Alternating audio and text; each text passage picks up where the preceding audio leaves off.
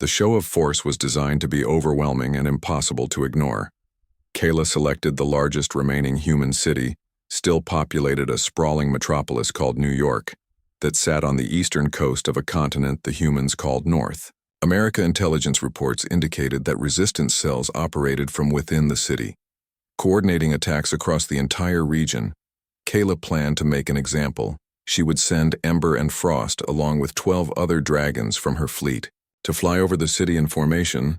The sight of 14 massive creatures darkening the sky would surely terrify the population into submission. Dragons had this effect on every species the Elven had encountered. Their primal presence triggered deep survival instincts that made rational beings reconsider resistance. The dragons launched at dawn when the sun would backlight their forms for maximum dramatic effect. Ember led the formation, his copper scales gleaming despite the bandages on. His wing Frost flew beside him while the other dragons spread out in a V pattern that stretched across the horizon. Kayla watched through multiple camera feeds as the dragons approached New York. The city sprawled below them, millions of buildings, connected by streets that looked like veins from this altitude. She expected to see humans fleeing in panic or standing frozen in terror. Instead, she saw something that made her lean closer to the screen. The humans were preparing to fight. Anti-aircraft, batteries that should have been destroyed weeks ago rolled out from hidden warehouses, their barrels tracking the approaching dragons. Missile launchers appeared on rooftops. Soldiers took positions behind fortifications that had been constructed. Overnight, the entire city had transformed into a fortress commander. Lisa stood beside the princess, her face pale as she processed what they were seeing. The humans had known this attack was coming. Somehow they had prepared a trap, and the dragons were flying straight into it. Kayla tried to order a retreat, but the dragons were already within range. The first missiles launched in groups of 3, spiraling upward with contrails that looked like twisted ribbons. One struck a green dragon named Willow in the chest, punching through scales and exploding inside her body cavity. The dragon shrieked once before falling, tumbling end over end, until she crashed into a building that collapsed under her weight. Ember roared a challenge and dove toward the missile batteries, his jaws opening to release a torrent of fire that melted steel and concrete. But more missiles came from different directions. The humans had layered their defenses, created overlapping fields of fire that gave the dragons no safe approach. Frost tried to freeze the launching platforms, coating them in ice, but human soldiers with flamethrowers melted the ice away within seconds. Other soldiers fired heavy machine guns that could not penetrate dragon scales, but could target vulnerable spots. Eyes wing membranes, the soft tissue under the jaw, a blue dragon named Sky, took a burst of fire to his left eye and jerked his head back in pain. The momentary distraction was enough for a missile to strike his wing, shredding the membrane. Sky struggled to stay airborne, but gravity won. He crashed into the river that divided the city, sending up a geyser of water that reached 10 stories high. Kayla watched in horror as her dragons, the symbols of elven might and supremacy, retreated from human projectile weapons. Ember and Frost led the survivors away from the city, their roars of frustration echoing across the water. 7 dragons had entered that airspace, only 9 emerged, and 3 of those 9 carried serious injuries. The princess stood frozen at her console, unable to process what she had witnessed in 300 years of conquest. She had never lost dragons in combat. They were supposed to be invincible living weapons that struck fear into the hearts of enemies, yet humans with their primitive technology had driven them away. Lieutenant Amy pulled up footage from human news broadcasts. The videos showed crowds of people cheering in the streets, celebrating their victory over the dragon attack. One reporter interviewed a soldier who had fired one of the successful missiles. The young man spoke with fierce pride about defending his home, his city, his species. The broadcast cut to a speech by a human military commander, a woman named General Patricia Brooks, who stood among the wreckage of destroyed buildings. Her uniform was torn and covered in dust, but her voice rang out clear and strong. She declared that humanity would never bow to invaders that every dragon sent against them would face the same fate, that the Elven had awakened something they could not control. Kayla finally understood the magnitude of her error. She had judged humans by the standards of other species who fought until the cost became too high, then negotiated surrender. But humans operated on different mathematics. They did not calculate when to quit because quitting was not in their nature. Commander Lisa reported that 4 more supply ships from the home world had been redirected to other conflicts. The High Command was losing patience with this prolonged occupation. Resources were being wasted on a planet that should have fallen months ago. Pressure was mounting for Kayla to either finish the conquest or withdraw. The princess refused. To consider withdrawal, her pride would not allow it. She had conquered 47 worlds, and Earth would not be the one that defeated her. She ordered her fleet to regroup and prepare for a ground assault if the dragons could not break human resistance. Then elven soldiers would do it the old-fashioned way through overwhelming force and superior numbers. The assault began on a cold morning when frost covered the ground.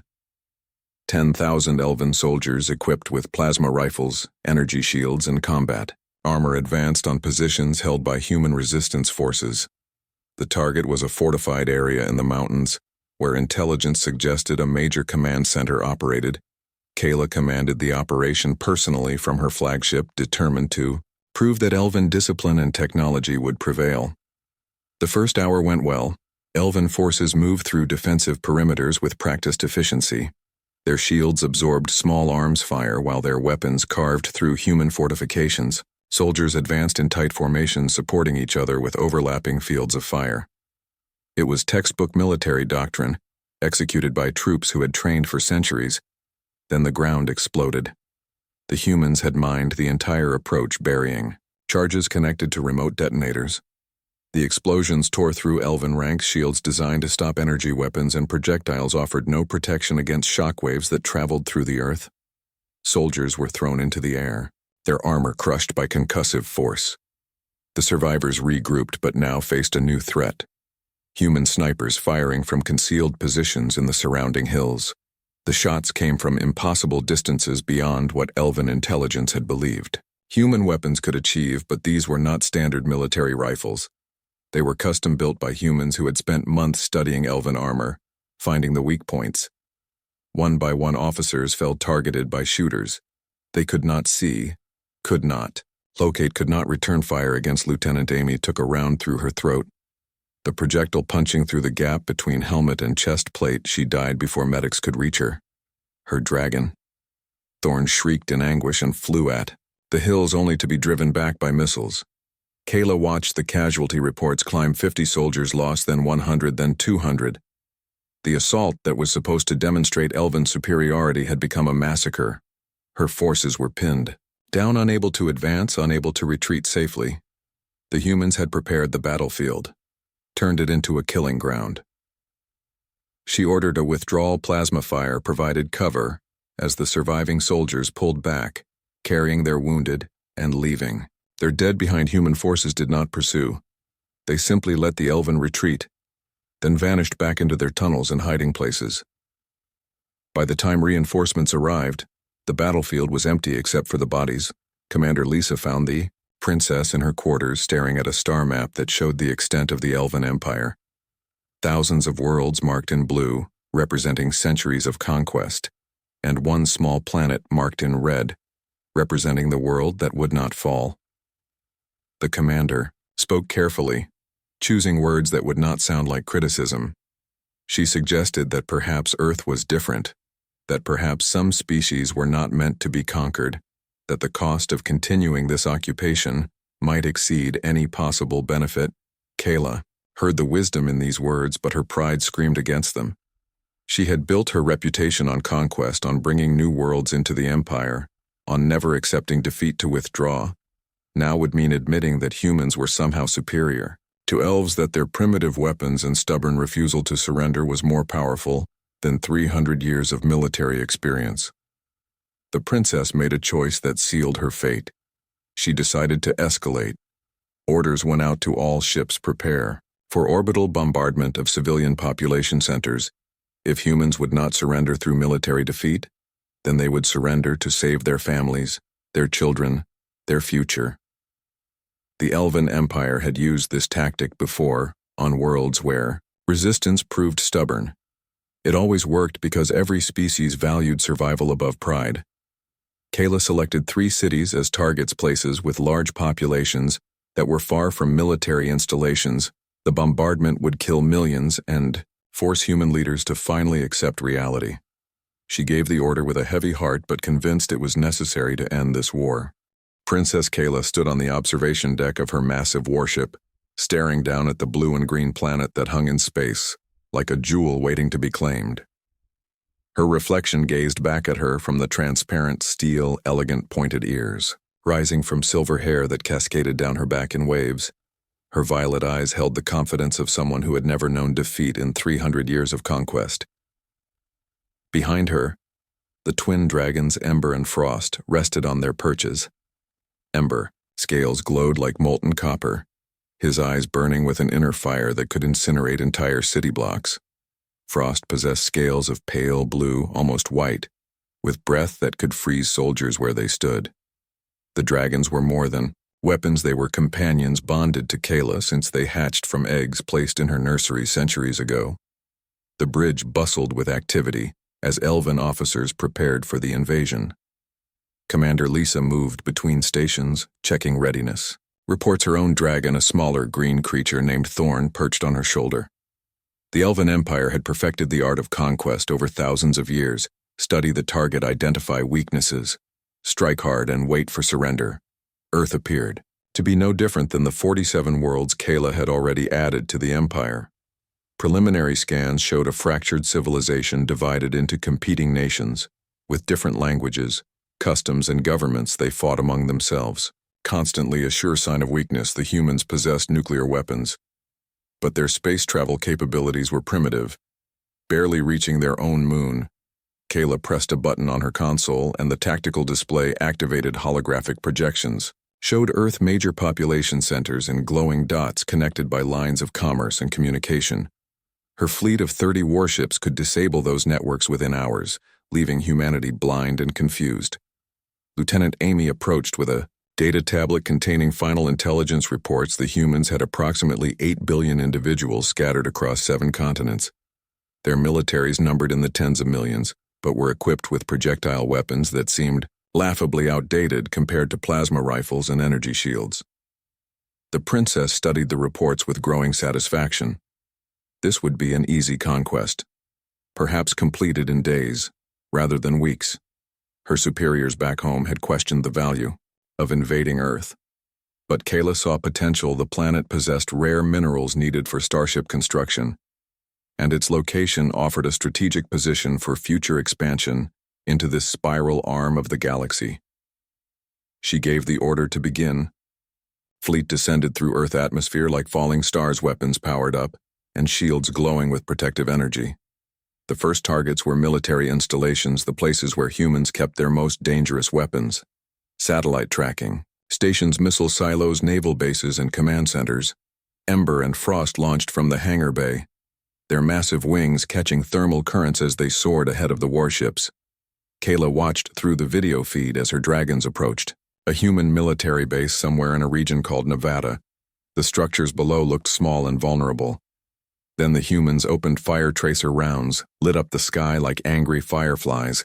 Missiles streaked upward, trailing smoke and flame explosions, blossomed around Ember, who roared in surprise rather than fear. The dragon banked hard, his tail whipping through the air as he dodged the incoming projectiles. Frost dove low, releasing a blast of freezing breath that turned an entire launch platform into a sculpture of ice. The human resistance was fierce but ultimately futile. Within 2 hours, the base lay in ruins, its weapons destroyed and its personnel either dead or scattered into the surrounding desert. Kayla marked it as the first victory in what would be a very short war across the planet. Similar scenes played out. Elven warships targeted key installations, dropping from the sky with surgical precision. Human fighter jets scrambled to intercept, but they were too slow, too primitive. The elven shields absorbed bullets and missiles, while return fire carved through human vehicles like paper. By the end of the first day, 17 major military bases had fallen, and Earth communication satellites tumbled from orbit as debris. The princess expected panic, chaos, and the beginning of surrender negotiations. But instead, something strange happened. The humans fought harder. News feeds that Kayla intelligence team monitored showed human leaders not cowering in bunkers but standing before cameras, urging their populations to resist. A woman named President Hayes, addressed her nation with words that puzzled the elven commander. She spoke of freedom, sacrifice, and the refusal to bow to tyranny. Her speech ended with a phrase that would haunt Kayla in the weeks to come: "We will never surrender." Similar messages came from leaders across the planet: a Premier Chen in the East, a Chancellor Brooks in Europe, each one defiant, each one calling their people to arms. The elven princess had seen this before on other worlds' initial bravado that collapsed once the reality of superior force became clear. She dismissed it as the expected posturing of defeated leaders trying to maintain dignity. The second day brought more victories and more confusion. Kayla forces captured 3 major cities with minimal casualties. Elven soldiers moved through streets in formation, their armor gleaming and weapons ready. They expected crowds of humans to emerge, waving white flags, begging for mercy. Instead, the cities were empty. The humans had evacuated. Intelligence reports showed massive movements of civilian populations away from urban centers into rural areas, mountains and forests. They were abandoning their homes, their possessions, everything rather than submit to occupation. This behavior made no tactical sense. Empty cities served no strategic purpose. Commander Lisa suggested it might be a cultural quirk. Perhaps humans valued their freedom of movement above material goods. Kayla agreed to adjust tactics. If the humans wanted to hide in the wilderness, let them. The important infrastructure was now under elven control. Then the attacks began. Small groups of humans struck at supply convoys, using primitive but effective tactics: improvised explosive devices buried in roads, ambushes from concealed positions, hit-and-run strikes that caused casualties before melting back into the terrain. The elven forces had superior technology, but the humans knew their planet intimately, every hiding spot, every escape route. Lieutenant Amy reported that patrols were going missing. Soldiers who ventured too far from fortified positions simply disappeared. Search teams found only abandoned equipment and sometimes scorch marks where plasma weapons had discharged. In final desperate fights, the humans were taking prisoners, or more likely leaving no witnesses. Kayla increased security protocols and ordered her troops to travel only in larger groups. This slowed operations but reduced casualties. She told herself this was a temporary adjustment. Once the human leadership surrendered, these scattered resistance cells would dissolve. 3 weeks into the occupation, that surrender had not come. The princess stood again at her observation window, looking down at Earth, but now her expression held less confidence and more frustration. 47 worlds had fallen to her command in days or weeks. At most, Earth should have followed the pattern. Yet here she was, nearly a month in, and the humans showed no signs of breaking. Ember limped into the bridge, his left wing bandaged where a human rocket had torn through the membrane. Frost followed her tail, wrapped in healing gel. After a close encounter with explosive charges, the dragons were healing. But their injuries represented something new, something troubling. The humans were learning to fight back effectively. The tactical display now showed a very different picture than 3 weeks ago. Yes, the major cities were under elven control. Yes, the human militaries had been scattered, but red markers indicating resistance activity covered the map like a rash. Every continent, every region, attacks happening daily, sometimes hourly. Supply ships from the homeworld arrived less frequently than planned. The Elven Empire had expected Earth to be pacified by now, with resources flowing outward. Instead, Kayla fleet consumed supplies faster than they arrived, defending conquered territory from an enemy that refused to stay defeated. Message arrived from the High Command, inquiring about the delay in securing total surrender. Kayla composed a response, carefully choosing words that would not make her appear weak or incompetent. She explained that humans possessed an unusual level of resistance, but that complete victory was merely a matter of time. She believed this when she wrote it.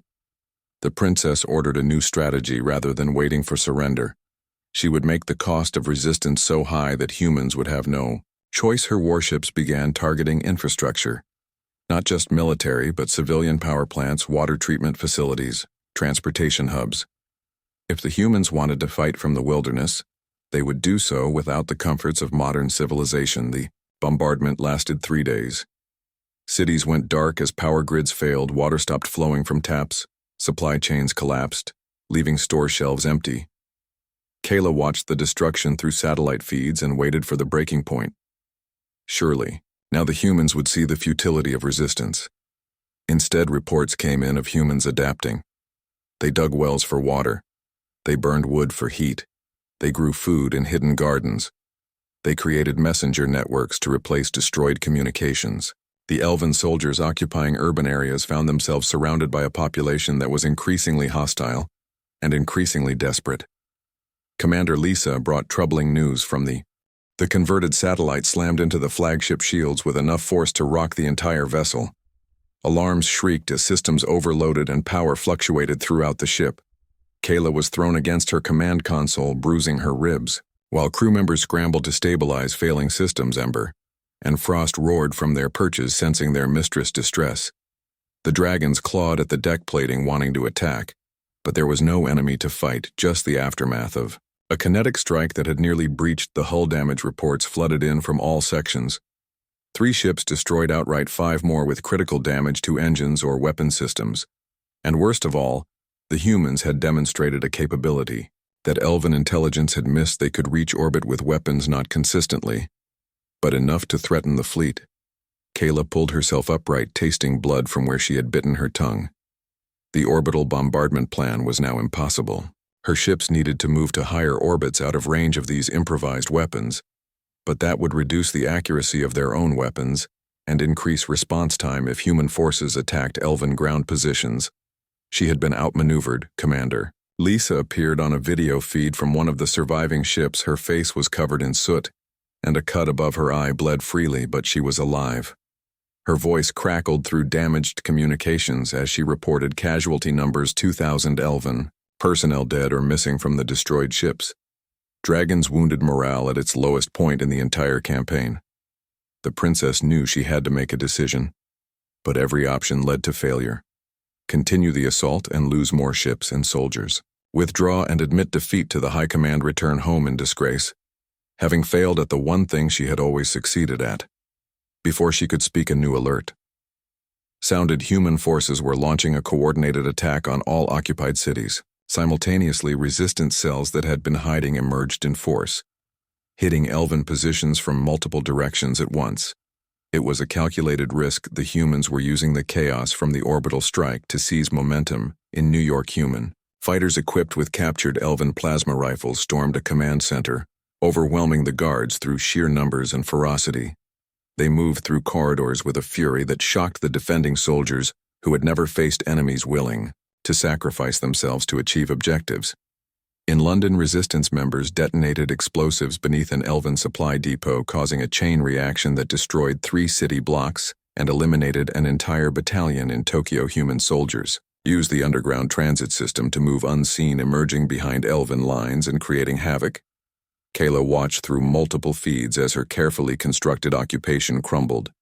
The elven forces had the superior weapons and training, but they were spread too thin, defending too many positions against an enemy that seemed to be everywhere at once. Frost nudged her mistress' arm with a scaled snout, seeking comfort or perhaps offering it. The dragon eyes held an intelligence that sometimes seemed to understand more than it should. Kayla stroked the massive head absently while her mind raced through possibilities. A communication request came through from Earth's surface. The source was a human military facility that had somehow remained hidden from elven sensors for months. Kayla hesitated. Accepting communication meant acknowledging the humans as equals rather than conquered subjects. But curiosity won. The face that appeared on her screen belonged to a woman in her 40s with short dark hair and sharp eyes that held no fear. Despite speaking to a conqueror who commanded weapons capable of destroying cities, she wore a simple military uniform with a name tag that read, Colonel Claire Martinez. Colonel Martinez spoke in clear, measured tones, as if discussing a business arrangement rather than a war. She stated that human forces were prepared to negotiate but not surrender. They would offer the elven fleet safe passage away from Earth in exchange for immediate withdrawal. Of all occupation forces, Kayla felt anger rise in her chest. Negotiate, the very word implied equality, that humans had something to bargain with. She responded coldly, reminding the colonel that the Elven Empire commanded superior technology, superior numbers, and had conquered worlds far more advanced than Earth. The colonel smiled, an expression that held no warmth, only grim determination. She gestured off-screen and the video feed split, showing multiple locations across Earth. Human forces had captured 7 elven outposts and were holding 300 prisoners, including several high-ranking officers. More importantly, they had captured intact weapons vehicles and even a small spacecraft that had crashed during the initial invasion. Martinez explained that human engineers were already reverse engineering the elven technology. Within months, perhaps weeks, humanity would have plasma weapons, energy shields, maybe even faster than light travel. The longer the elven stayed, the more technology would fall into human hands, and once humanity reached the stars, they would remember who had attacked them. The threat was clear. Stay and bleed resources while humans grew stronger, or leave now and hope that humanity would focus on other concerns. Kayla saw the trap but also recognized the truth in those words. Humans had proven themselves capable of adaptation in ways that shocked her. She terminated the communication without responding and sat in silence. Ember stretched his wings carefully, avoiding crew members who worked to repair damaged systems the dragon had fought in countless battles across dozens of worlds. But even he seemed weary now, less eager for combat than in the early days of the invasion. Lieutenant Rebecca approached. With more casualty reports, the numbers were not catastrophic by military standards, but they were climbing steadily every day. More soldiers wounded or killed, more resources, consumed more questions from the high command about when this conquest would end. Kayla asked Rebecca opinion about the situation, speaking to her as a fellow officer, rather than a subordinate. The lieutenant hesitated, clearly uncomfortable with the question, but finally admitted that the troops were exhausted. They had signed up to conquer worlds, not to fight endless guerrilla warfare against an enemy that refused to follow conventional rules. The princess dismissed her and spent the next hour reviewing everything she knew about human history. Their wars, their struggles, their failures and victories. She studied reports from the intelligence division, looking for patterns that would explain their behavior. What she found disturbed her. Humans had fought wars lasting decades against each other. They had survived plagues that killed millions and continued building civilizations. They had faced extinction-level events from nature itself and persisted through adaptation. They had split atoms, built computers, mapped their own genetic code, all while fighting among themselves. Every major human advancement had come through struggle, and their response to setbacks was not surrender, but innovation. They did not have the long lifespans of elves or the natural advantages of dragon-bonded warriors, but they had something equally powerful. They had determination fueled by the knowledge that their time was limited. An elven soldier could expect to live 1,000 years, which encouraged caution and careful planning. A human might live 70 or 80 years, which seemed to make them reckless, willing to risk everything because they had less to lose. Kayla finally understood why this conquest had failed. She had been fighting humans as if they were elves, but they operated on completely different principles. For elves, surrender was a tactical choice, a way to preserve life and resources for future opportunities. But humans saw surrender as a form of death, worse than actual death, because it meant giving up their freedom, their identity, their right to determine their own fate. The princess stood and walked to the observation window. Earth hung below, peaceful and beautiful from this distance, hiding the chaos on its surface. She thought about the 47 worlds she had conquered and realized that all of them had been inhabited by species similar to elves, long-lived, cautious, willing to accept occupation rather than face extinction. Earth was her first encounter with a species that valued freedom more than survival. A message arrived from the High Command ordering her to conclude operations within 30 days or withdraw and return home. The Empire had other priorities and could not continue supporting an occupation that produced no results. Kayla had 30 days to either break human resistance or admit failure. She called a meeting of her senior officers. They gathered in the war room, a circular chamber with a holographic display showing Earth and the positions of all elven forces. The officers looked tired, their uniforms no longer as crisp as they had been at the start of the campaign. Several positions were empty, representing commanders killed in action. Kayla outlined the situation without embellishment. They could attempt one final massive assault, concentrating all forces on a single objective. perhaps capturing a human leader or destroying a symbolic target. Alternatively, they could begin withdrawing in stages, preserving as much military capability as possible. The debate lasted hours. Some officers argued for the assault, claiming that Elven pride demanded they not retreat without a final demonstration of power. Others pointed out that such an assault would likely fail and cost more lives than it would be worth, even if successful. A few suggested accepting the human offer of safe passage with the captured technology returned. The negotiations took 3 days, during which fighting continued at a reduced intensity. Both sides ordered their forces to avoid major engagements, but skirmishes still erupted when patrols encountered each other in contested areas. Each incident threatened to derail the talks, but somehow both Kayla and Colonel Martinez managed to maintain momentum toward an agreement.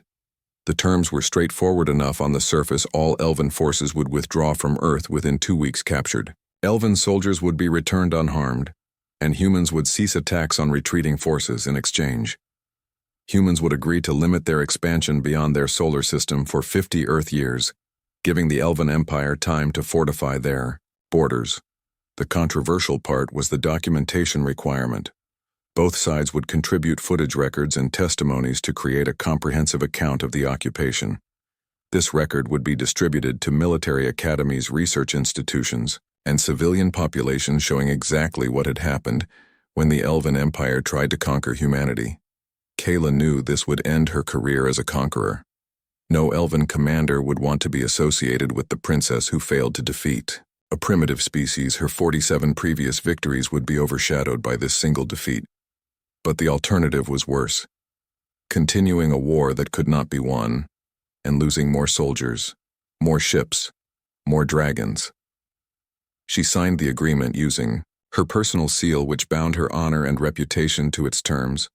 Colonel Martinez signed as well, though she made clear that she represented only the military coalition defending Earth and could not speak for all human governments. The planet was still divided into competing nations who might not honor the 50-year restriction, but the colonel promised that the major powers would respect the agreement. The withdrawal began immediately. Elven forces in the occupied cities packed equipment, loaded vehicles, and prepared to evacuate thousands of soldiers who had spent months fighting an enemy they never understood, marched to landing zones where transport ships waited. Some looked relieved to be leaving, while others appeared frustrated that they had sacrificed so much for nothing. Human resistance fighters watched the evacuation from a distance, weapons ready in case of treachery. But under orders not to provoke incidents, the atmosphere was tense, fragile, with both sides waiting for someone to break the ceasefire and reignite the conflict. Kayla supervised the operation from her flagship, coordinating with dozens of subordinate commanders, ensuring that the withdrawal proceeded smoothly. Evacuating an entire occupation force while maintaining defensive postures was complex and dangerous. Every soldier exposed during the pullout was vulnerable to attack. On the 3rd day of withdrawal, an incident nearly destroyed everything.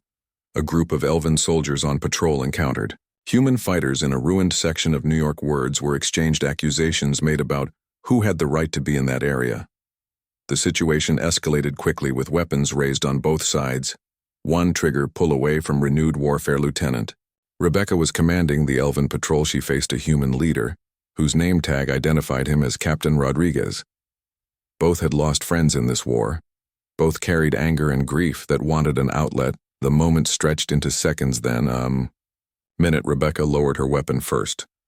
She told her soldiers to stand down and withdraw from the area. Captain Rodriguez hesitated, then did the same, ordering his fighters to let the Elven pass. The two groups separated without shots fired, and the crisis passed, but it demonstrated how fragile the peace really was. Kayla learned about the incident hours later through after-action reports.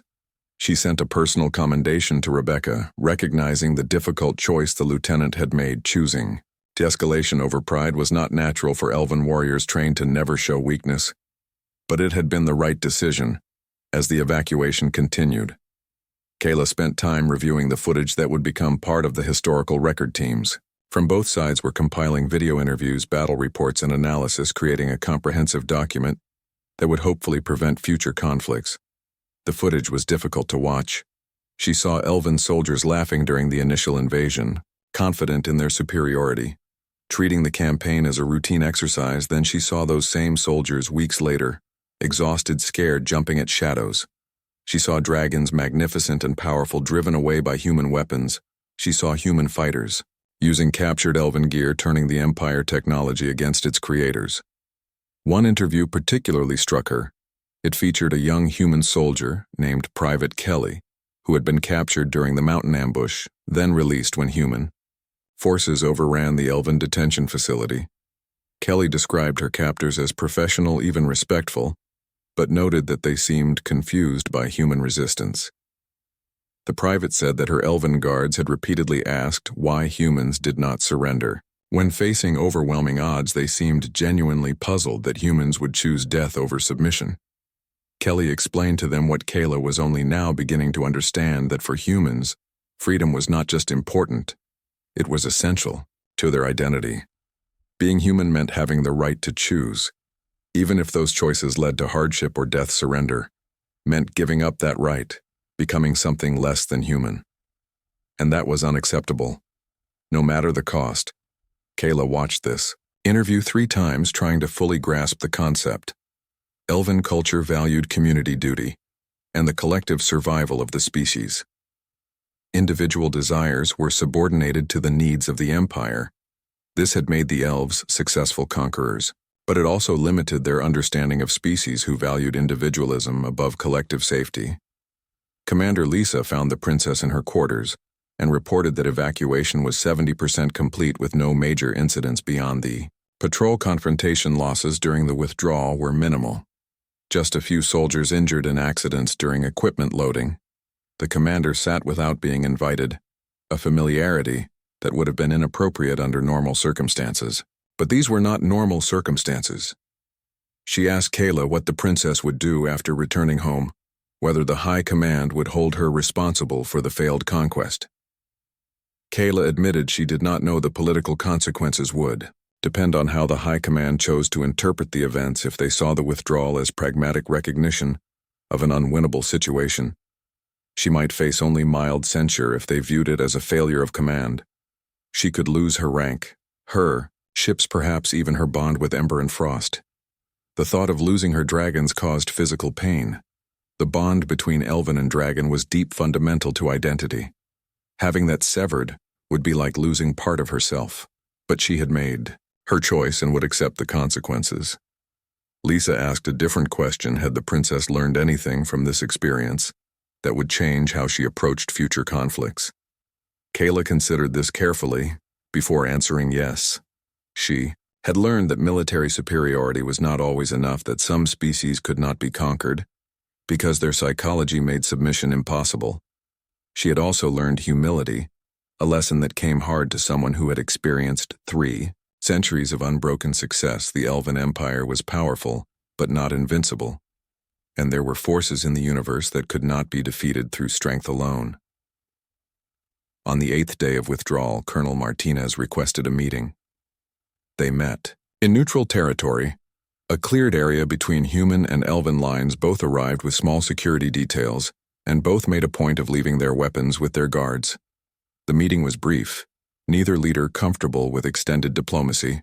Martinez thanked Kayla for honoring the agreement and keeping the withdrawal orderly. The colonel acknowledged that the princess had made a difficult choice, one that required courage of a different sort than battlefield bravery. Kayla accepted the words, with a slight nod, uncomfortable with praise from someone who had defeated her.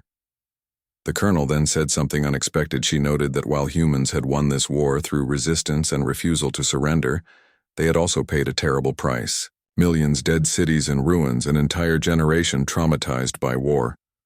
Victory felt hollow when measured against the cost. Kayla understood the colonel was not gloating, but sharing a burden. They both carried the weight of all those deaths, the soldiers on both sides who would never return home. Martinez asked if the princess thought this record they were creating would actually prevent future wars, or if species would simply ignore the lessons and repeat the mistakes. The princess admitted she did not know. History suggested that beings were good at ignoring inconvenient lessons, but perhaps this time would be different.